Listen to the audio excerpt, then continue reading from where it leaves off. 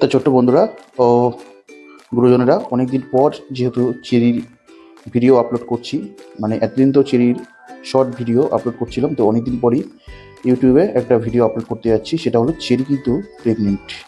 Hopefully মানে মানে আমরা আশাবাদী চেরি প্রেগনেন্ট।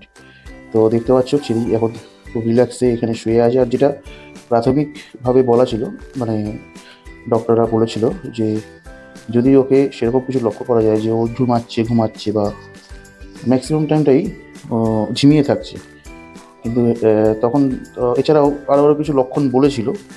তো সেটা ওর এই পেটের সাইডটা বা এই খাঁচাটা একটু ফোলাভাব থাকবে।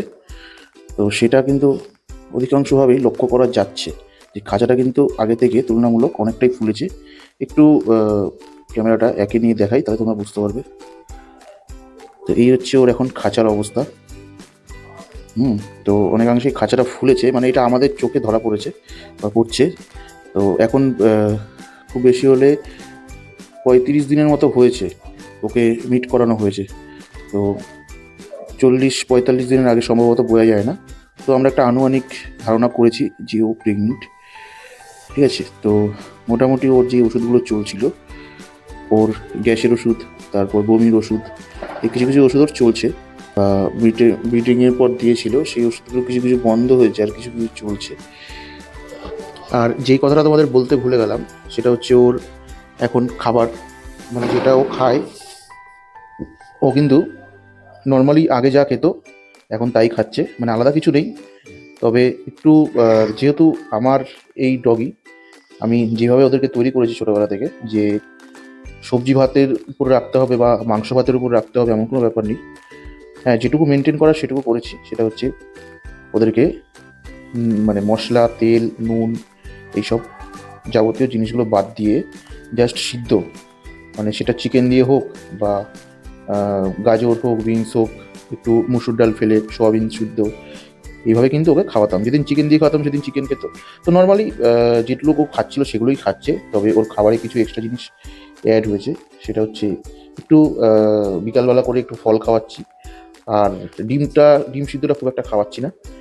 আর হচ্ছে ওকে খেতে বলা হয়েছিল খাসির ঘিলু, মানে আর কচি পাঁঠার হাড়। হ্যাঁ, ওকে যার কাছ থেকে নিয়েছি, তো সেই কিন্তু বলেছে তো খাসির মাথার যে ঘিলু, সেই ঘিলুটা খাওয়াতে। তো সেটাই খাওয়াচ্ছি সপ্তাহে 1-2 দিন করে।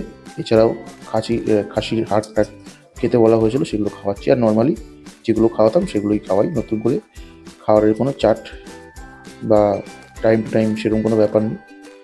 তবে আশা করছি আমার এই খাবারের যে প্রসেসটা রয়েছে বা যেগুলো খাওয়াচ্ছি, ও কিন্তু সুস্থই রয়েছে। সেরকম কোনো অসুস্থতা ওর মধ্যে লক্ষ্য করি না, বা 2-1 দিন যদি ওষুধ মিসিংও হয়ে যায়, ওর মধ্যে কোনো সমস্যা লক্ষ্য করতে পারি না। তো এটাতেই আমি কিন্তু খুব স্যাটিসফাই চেরিকে নিয়ে। তো অনেকদিন পর তোমাদের সাথে এই ভিডিওটা শেয়ার করছি। তো এই যে দেখো, এই পেটে হাত দিয়েছি আর ও কিন্তু ফুল রিল্যাক্স, দেখেছো? একদম রিল্যাক্স, মানে যেই দেখেছে আমাকে, আমি ওর সামনে বসেছি, ও পুরো উল্টে গেছে। আর আরেকজন দেখো হিংসা করছে কখন আমি ওর কাছে যাবো। এদিকে আয়, আয় চিন্টু আয়। ও তো হাত ধরছে দেখো আমার। ওখানেই বসবি, ওইখানেই বসবি, হ্যাঁ ওখানে বসে থাক। হুম,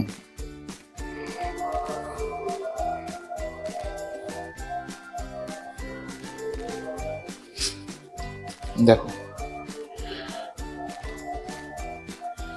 তো চেরির আপডেটগুলো তোমাদের আশা করি এরপর থেকে দেওয়া থাকবে।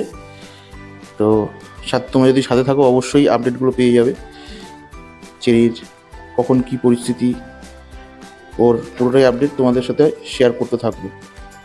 তো ছোট্ট ভিডিওটা আজকে তৈরি করলাম, তোমরা ভিডিওটা দেখো, ভালো লাগলে অবশ্যই লাইক কমেন্টস করো। আর যদি কিছু জানবার থাকে তো কমেন্ট বক্সে জানিও, উত্তর দিয়ে দেবো। তো সবাই ভালো থাকো।